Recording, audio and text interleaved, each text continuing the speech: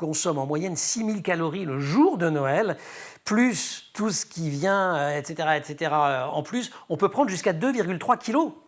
Oui. Et alors évidemment, on entraîne les enfants là-dedans. Mais c'est surtout ça. Et ça, c'est une catastrophe. Comment peut-on, Sandra, limiter la casse? Feuilles de salade et tranches de jambon? Non, Elle a ce Emmanuel.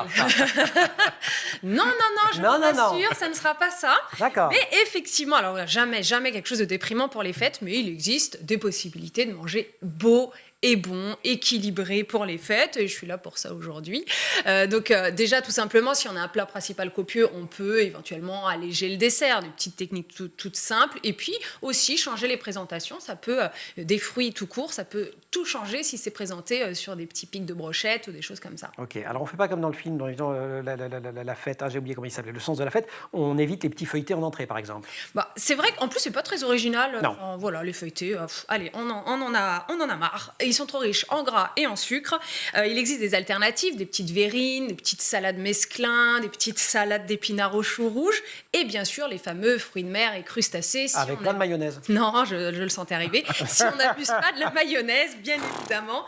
Allez, ma petite entrée conseillée, c'est petite noix de Saint-Jacques c'est succulent, ça. avec moins de 1% de matière grasse. Pourquoi génial. pas un carpaccio de noix de Saint-Jacques, même pour les enfants, hein, n'ayez crainte, ils aiment aussi, et il faut éduquer leur papille au nouveau goût. Et puis Un peu de coriandre là-dessus. Un peu de coriandre, des brochettes de Saint-Jacques, pourquoi pas, légèrement caramélisées au soja. Il y a plusieurs possibilités. Donc, on va sur les noix de Saint-Jacques en entrée. Ok, Saint-Jacques en entrée, plat principal. Plat principal, alors on va mélanger tradition et modernité.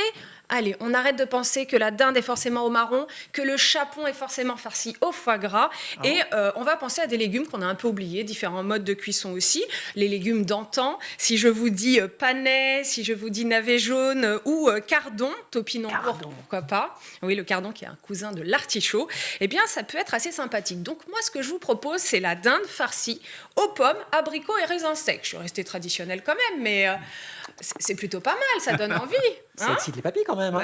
Totalement. Ok. L'hiver nous propose plein de fruits, Ouais, des fruits de saison. Si vous aimez le sucré salé, vous pouvez vraiment mélanger oranges. les oranges, les mandarines.